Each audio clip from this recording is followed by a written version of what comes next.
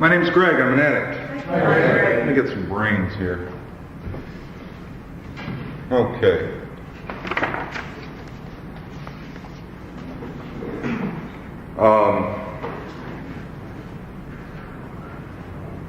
I like to do workshops on the 12th tradition. I've done quite a number of them.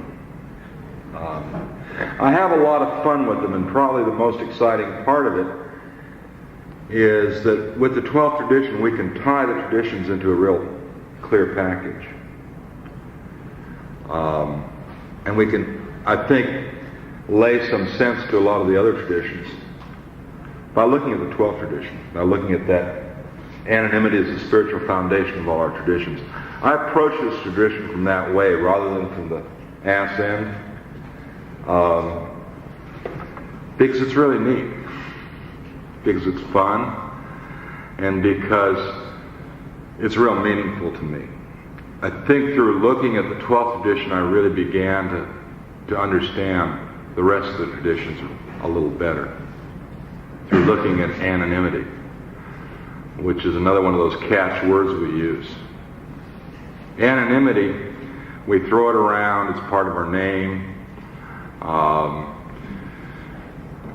At the end of the meeting, somebody will say, remember our 12th tradition? They forget about our 11th tradition, which is really the one that deals with outsiders. They missed the point on the 12th, I think, and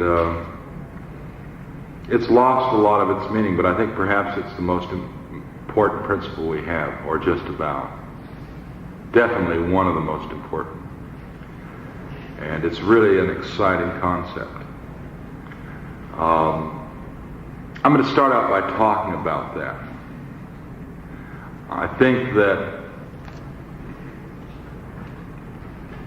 the 11th tradition, which also uses the word anonymity, is dealing with anonymity as we relate outside the fellowship. I think the 12th tradition is internal anonymity. It's the type of anonymity that some years ago motivated a group of trusted servants to form a worldwide home group, or lack of anonymity, because they weren't allowed to be NA members, because they were so separated and made different in their meetings that they had to seek help from each other at a different level. Anonymity, to find a level where they could achieve some measure of equality and anonymity. Okay, the definition that we read in the book, which is as good as any, I guess, as a starting point,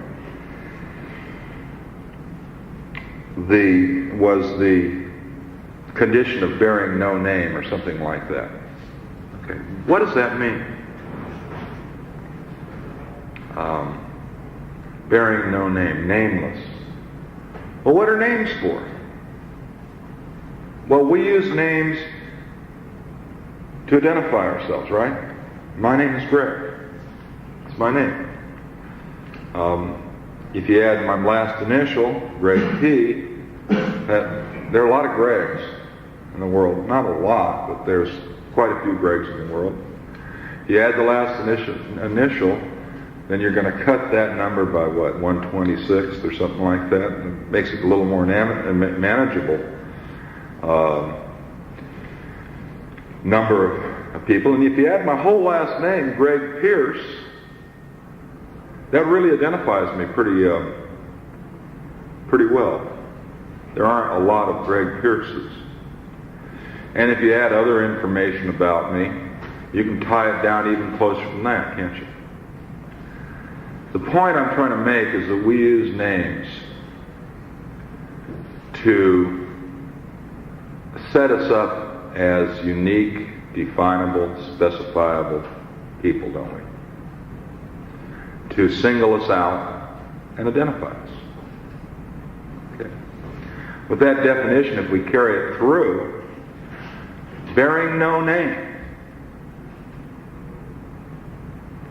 Well, it seems to me that that would mean that anonymity, or a person who bears no name, is not singled out and separated from, and not a special, unique entity. Defined, described, there it is.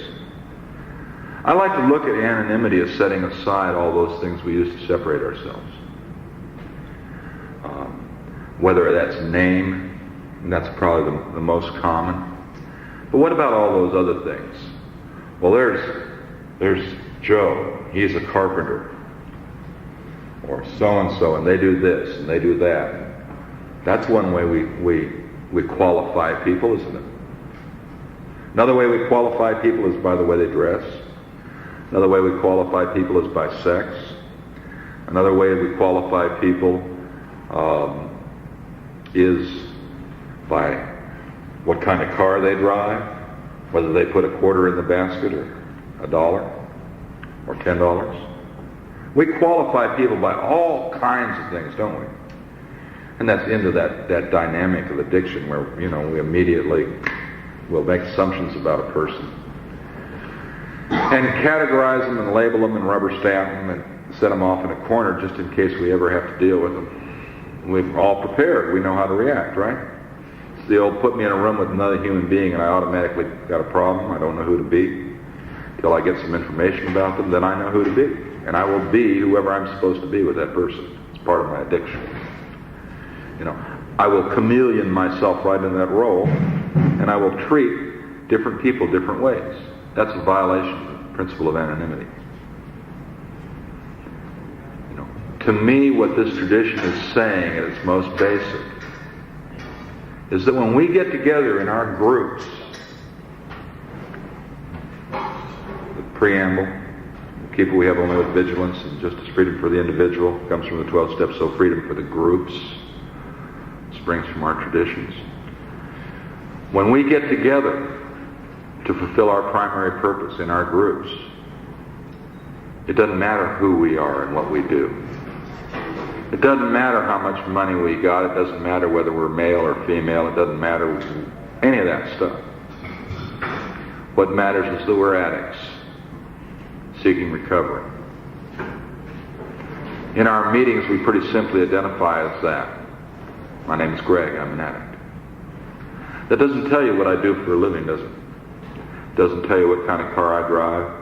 It doesn't tell you whether I got $2 or $100 in my pocket. All it tells you is that I'm an addict.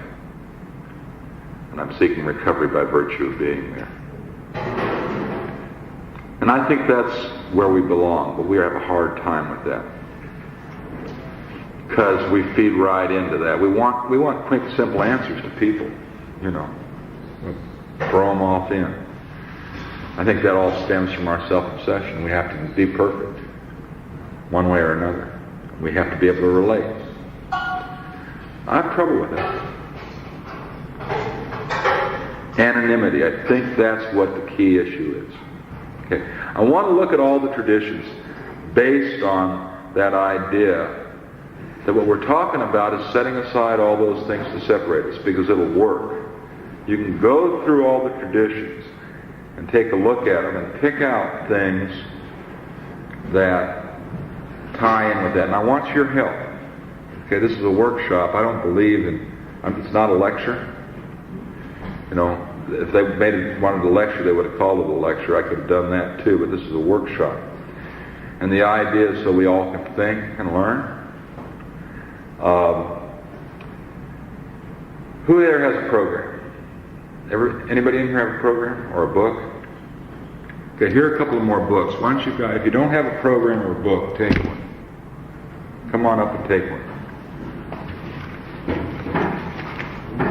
I want you to have a list of the traditions in front of you in writing. Spread them out and we'll do it by that. Everybody got something to work with? Jim, you better get something. I don't think you can remember them.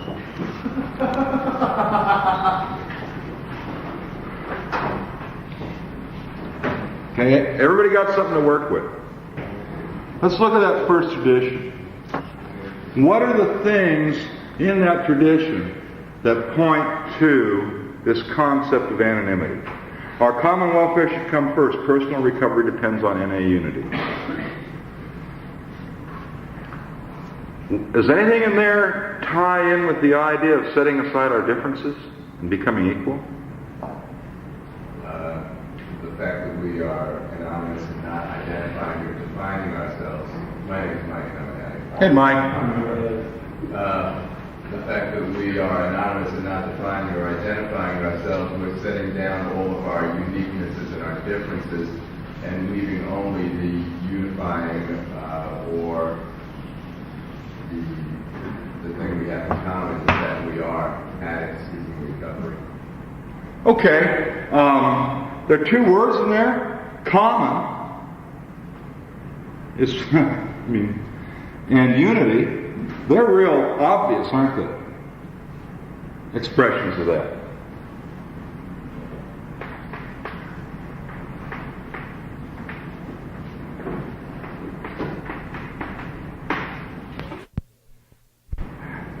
It's going to be terrible, I know, because I walk and I gesture and shit like that. Okay. Is there anything else in that first tradition?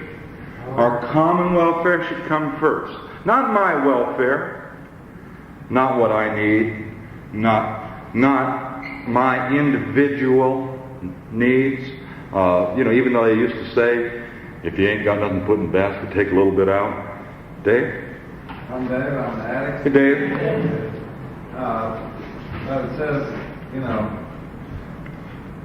recovery depends on unity, which is that anonymous principle. Yeah, unity is what does unity mean? It means one. It means the same. It means together. It doesn't mean individual. That's real obvious. That first, some of the other traditions are a little less obvious. The first tradition is really an obvious example of anonymity in action. Unity is all about anonymity. Being one. Not being different. Not being separate. It's all about being one. Okay, what about the second tradition? For our group purpose there is but one ultimate authority. A loving God as he may express himself in our group conscience. Our leaders are but trusted servants. They do not govern. Jim? I'm Jim, I'm an addict. And to me, this introduces a concept that's normally considered as a personal concept and applies it to more than one, a group of people. And Excuse me? I say to me, the word anonymity expressing itself here is this concept of conscience is normally considered a personal thing. And in this tradition it talks about the conscience of the group, a collective conscience, a collective emotion, possibly. Collective spirit. Okay, the idea of group conscience rather than individual conscience, or consciousness if you want to call it. Dave? Also in here it says our leaders are the trusted servants. They do not govern. Mm-hmm. The concept of service is really tied up with the thing of anonymity, there being no leaders. Yeah, what's a servant? You think of a servant as a butler, right? As I don't know. That's the image that comes to my mind. Let's say he's waiting table at a fancy dinner. How does he act? He stands back very quietly with a towel over his arm, and you don't even know he's there, do you? He doesn't have an identity of his own. His identity is his service, and that person brings a course, serves a meal, and sits back and takes a look quietly, gets out of the way. The old thing about, you can go ahead and talk in front of them, they're just servants. Is really, taking away their humanity, their individuality, which is anonymity. The whole idea of the servant, the picture we get of a servant. I like to go back to the old movies and stuff like that of a servant. And what did they do? They were anonymous, weren't they? Did not have a personality of their own. They were an extension of whoever they were serving. And what counted was not who they were, but their service. The idea of the servant. And also, we talk about one ultimate authority. That's a unifying type. And we don't have a lot of separate, different ultimate authorities. We just have one. And that again is an expression of that oneness, sameness, anonymity.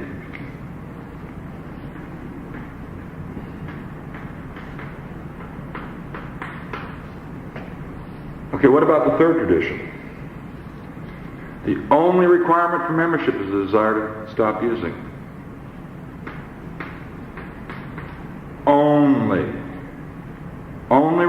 We don't look at other things, do we? We just look at that one thing that we all have in common. We don't look at, any of the other things, jobs, cars, sex, any of the things. We look at only one thing, the only requirement. Anonymity again, isn't it? Amazing.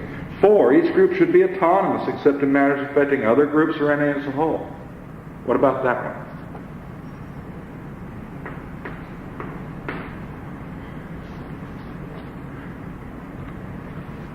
NA as a whole is anonymity. We're all one. One individual group can, in my opinion, have such a strong personality or be so different that it acts as a detriment in carrying the message. If a group doesn't live up to its primary purpose, then it's unable to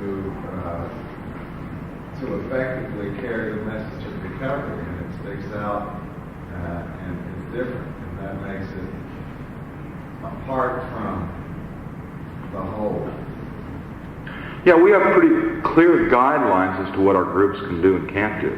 Our groups are not all that different. There are, I guess, some varieties in format, but you go almost anywhere and it feels the same, doesn't it? Or just about. The readings are the same. People stand up and identify as addicts.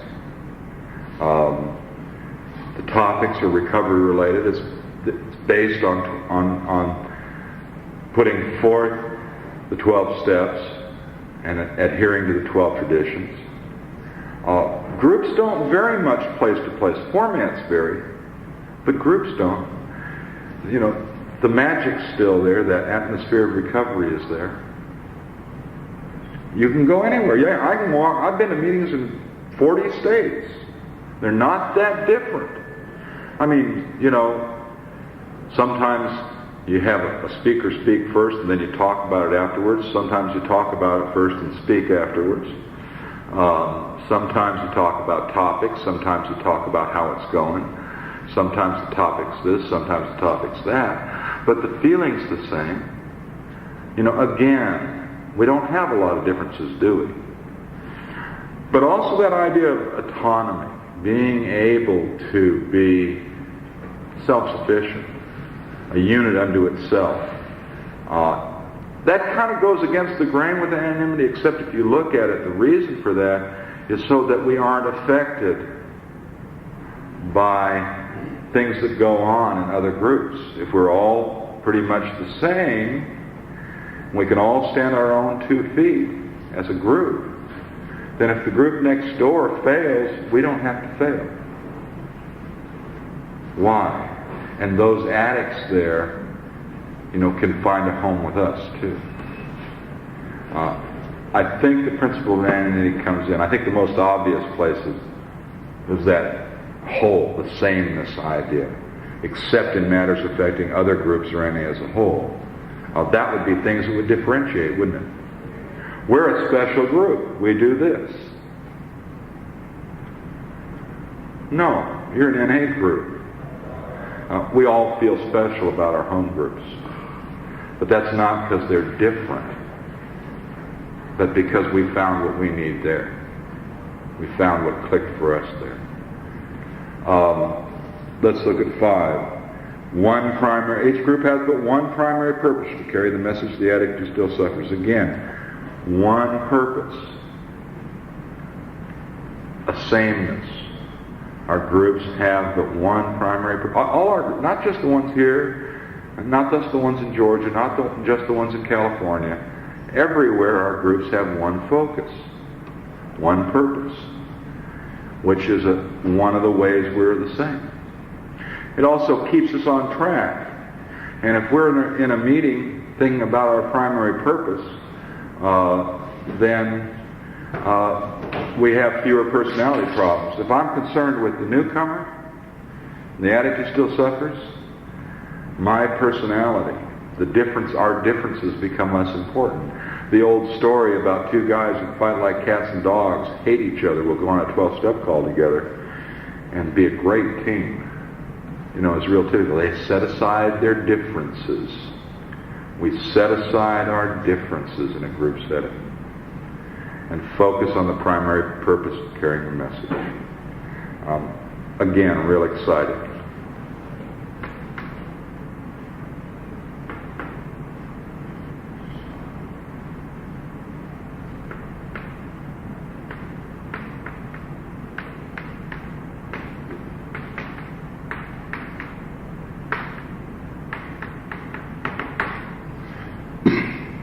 Okay, 6th tradition.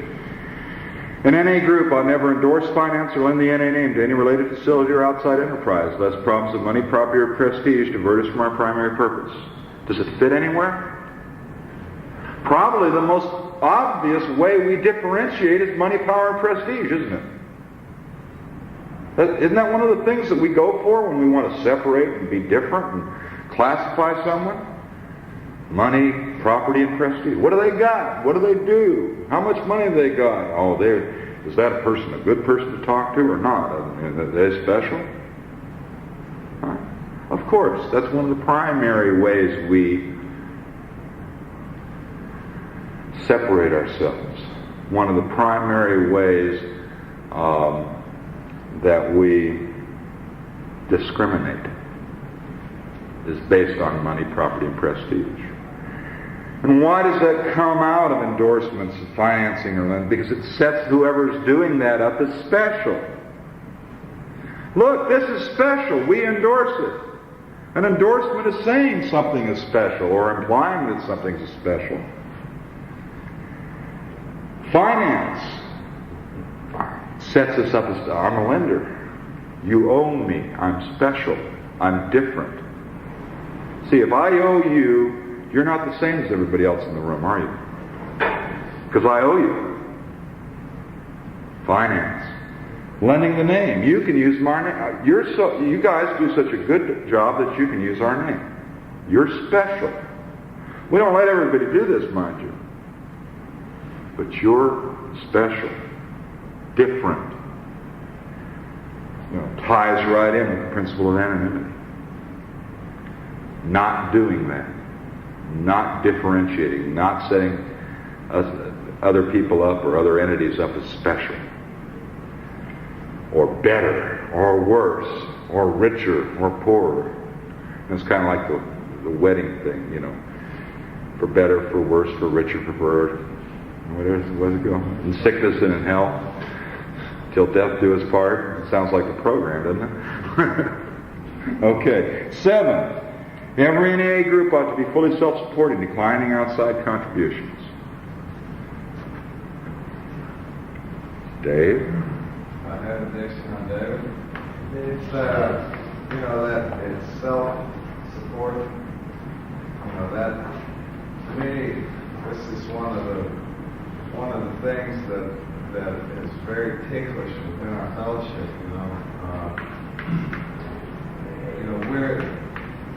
We're great ones for justifying, going out and rounding up a bunch of people to come to our fundraisers, and that's against what we do. We're self-supporting through our own contributions. We're equal, and that anonymity that equality, if we are concentrating on our common welfare, then the spirit of anonymity applies in our contributions, in our carrying the message and carrying our own weight. I believe that's how that ties in for me. Yeah, I think there's something there. My name's Mike. I'm at it. Hey, Mike. Just as was stated in the sixth tradition, that we don't endorse or finance any related facility or outside enterprise. So it should be that no outside individual or enterprise would endorse, would finance, and thereby implied endorsement of us, and possibly an infusion of some sort of will, ideology, or something. Sets us up as different. And I think another concept, or special, another concept that ties in here is the concept of self-sacrifice. You know, when you hear about the idea of do something nice for someone and don't tell them you did it, that's anonymity, isn't it? See, I think the seventh tradition goes a long way beyond the money issue. I think it ties in. There are a lot of ways I support Narcotics Anonymous. I'm an active member. I support Narcotics Anonymous as an active member. My presence in meetings is a form of support, along with the dollar bill I put in the basket, above and beyond. Why don't we just send everybody a bill? You know, or have contribution envelopes and keep track of how much everybody gives. That way they can take it off on their taxes. I mean, Joe can give $6,000 and Phil can give $2 over a year's period. And we'll keep track. We'll publish that list so everybody will know. No. We do our giving, we do our supporting anonymously. Because if we didn't do it anonymously, that would be setting ourselves up for differences. The whole idea of passing a basket for the finances. Why do we pass a basket? Because in theory, no one's really watching what you're doing with the basket, and you can't really tell if you put a quarter in or if you pretend to put a quarter in. Can you? It's tough to tell if you got a basket full of change. It's anonymous. It's set up so no one will know what you give. Isn't it? Anonymity. The way we do it is an expression of anonymity. Either that or we'd be posting that list of what everybody's given. Right? I mean, that would make sense. Look, we have our best members are, and we'll give them a certificate at the end of the year for having contributed the most to the group. Right? They're special. They're different. No. Our support is anonymous. It must be. Either that or we'll exclude them. And we'll make it impossible for them to be NA members. 8. Narcotics Anonymous should remain forever non-professional. Our service centers may non-professional, but our service centers may employ special workers. What's professional? Professional is someone with special talents, someone with a unique gift, with unique training, someone who is different than the average member. Aren't they? We'll go out and hire specialists, won't we? They're different. Again, the principle of anonymity. When we say our service Narcotics Anonymous should remain forever non-professional, that's saying we come here and what we give as equals. We don't give as a specialist. We don't have any addict savers. We're all addict savers. We don't have any first-class members and no second-class members, and no third-class members, and no fourth-class members. Even though we like to do that in our heads, we'll do that all day long. Probably doesn't come in here. It probably comes in under another tradition. But when we're talking about first, second, third, fourth-class members, we deny membership. Probably should have talked about it under 3. This whole idea of membership is real. It's a powder keg. 1/3 of the members of Narcotics Anonymous do not have a say what happens in the fellowship. By design. not by situation. They're institutions. They don't get to vote on things that happen in the fellowship, do they? How about medicated members? We were talking about that earlier. Not in here, but outside. We have a number of members that have to take medication, a large number, one form or another. And it depends, I guess, on what kind of medication they take, whether or not they're acceptable or unacceptable, doesn't it? Dave? David on that. Hey, Dave. You hit it right on the head when you said powder cake. And, you know, we talked about this in Atlanta, and, you know, my feelings about it were like, you know, by God, you've got to be clean from everything. But since then, you know, I wonder about that, you know. I wonder about that because you're talking about the issue of medication. We've never really faced that issue. I think the thing, Either is anyone else. yeah, I think the thing that it really says here for me, that the only requirement for membership is a desire, not the ability to stop using. But it does count. But it does. I mean, our perpetual relapses are not treated the same. I'm sorry. We don't treat them the same. We pat them on the back, welcome them back, and say, it wasn't okay. Come on back. Stay clean this time. Right? This time, read the book. You still got it? If you don't, I'll get you. I mean, we'll do that. But they're not treated the same, are they? Person who's been out there 20 times and back? We don't treat them the same, do we? They're second-class members. They got to prove themselves. They've violated our trust. And they have. They have violated our trust. We trusted them to recover, and they didn't. There's all kinds of categories, you know. I'm hoping we're starting to move out of the differentiation of members between males and females. You know, it seems like we're beginning to do that. There was a time when females were second-class members. Again, anonymity is at the core of that. In our group settings, we can't afford to do that because it separates us. Kind of gotten off the track with that. Same thing is true with the professional. Professional is a person with special talents. They're different. They're specialists. Take it away. Are you ready? Okay. Let's look at 9 now. And as such ought never be organized, but we may create service boards or committees directly responsible to those they serve. What? No hands?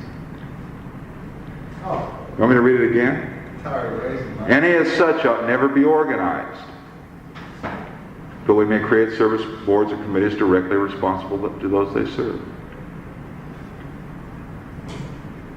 Mike, again, the organization implies a definition. Right, organization implies a hierarchy, doesn't it? A separation, a specialization, whatever you want to do it. A differentiation, exactly. That's real obvious in this one.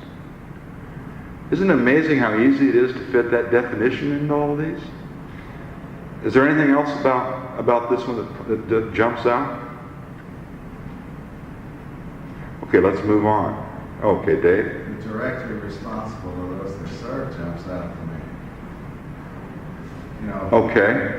we elect, I mean, we go back to the concept of, in the second tradition of trusted servants, you know, as, you know, there, without us getting someone to be on the service board or committee as a trusted servant. You know, we have people that go out there and they vote their own self-will rather than carrying the group conscience as a servant. The group conscience, as I understand it, and is specified in this tradition, says that these committees or service boards are made up of trusted servants that are selfless servants. So they are supposedly under, as I understand anonymity, they're probably supposed to vote the way we want them Yeah, they serve us, not me. I don't have the GSR of my home group in my hip pocket. He doesn't vote the way I want. He votes the way the group wants. He is directly responsible to those people, not that person. It doesn't say directly responsible to the one he serves. It says directly responsible to those they serve. Yeah, it's a statement of anonymity too, isn't it? 10. NA has no opinion on outside issues, hence the NA name might never be drawn into public controversy. That's another way we really separate, don't we? Opinion, outside issues. Back in the 1850s, there was a fellowship, I think middle 1800s, I don't know if it's the 1850s, called, what was it? Heck. No, it was the other one. Washingtonian Society. Okay? Middle 1800s. They had 750,000 members, I think. They focused on alcoholism as one of their main issues. They were a little behind the times. They went for the misnomer. We know today that there's no such thing. But anyway, that was their focus, and there were about 750,000 people involved, I think. You never hear about them, do you? They got into abolition and temperance, and they had very strong causes, and it split them wide apart. People started to differentiate this group and that group and there and there and there and there, kind of like our and a purist thing now. You might want to think about that in relation to anonymity. But it split them up, and they went down the tubes behind outside issues, behind opinions, because that's another primary way we used to differentiate. You're a Republican or a Democrat, Northerner or Southerner. All kinds of issues and outside stuff involved there. That's how we look for one place. We look for differences. 11. Our public relations policy is based on attraction rather than promotion. We need to always maintain personal anonymity at the level of press, radio, and films. Well, this uses the word anonymity, so it's got to be there somewhere. The idea that we don't have any spokespeople, we don't have anyone who becomes the symbol for Narcotics Anonymous at a public level. We don't allow ourselves to be set up as different, special. This person is he's Narcotics Anonymous. Well, he may be Narcotics Anonymous. He is part of it, but he isn't Narcotics Anonymous that we belong to. Again, the purpose of that 11th tradition is to prevent us separating. We don't have any stars. We don't pat people. We have enough trouble with our members that have positions of notoriety in society and separating them. We violate their anonymity. We don't allow them to be regular members, do we? We'll go up and say, "Oh, wow." It's not a regular. We don't do that to Joe Schmuck coming in off the street, do we? No, we violate their anonymity. We don't treat them as equals. We treat them as special. That whole concept of not setting someone up as special is what's behind the 11th tradition. To speak for me at the public level would be to set someone up, separate someone off, and make them special. This is my spokesman. It becomes the person rather than the service. We've got to be careful of that in our representative system too. Are our GSRs allowed to be members? Usually. Our GSRs is considered that far away from the group. How about the ASR of the area? Not too bad. How about the RSR? Whoa. Wait a minute. Special member, huh? How about World H&I chair? Oh, he's better than RSR. And we violate their anonymity because we don't allow them to be equal. I spent a lot of time with service titles. You know, I've been chairman of the board of trustees. I've been chairman of the World Service Conference. I was vice president of the World Service Office at one time. I've been this, I've been that, I've been this. You know, I didn't have any anonymity that damn near killed me. There was a period of time when I couldn't go to an NA meeting as a member, as just a member. And it was the worst time in my recovery. Because I didn't have any place just to be shit-faced Greg. Just to be dope fiend, keep it on by holding on to your seat of your pants. Doing what you can do, faking it, Greg. Because I was this and I was that. People, you know, separated me and set me aside. We're getting into 12th tradition stuff. I think that's 12th tradition rather than 11th tradition. Anonymity within the fellowship. My personality, what I was, my title, came before the principle that I was a member of Narcotics Anonymous. Dave?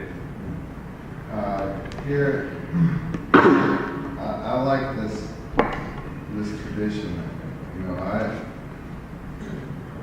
I really had a tough time when I was first coming around with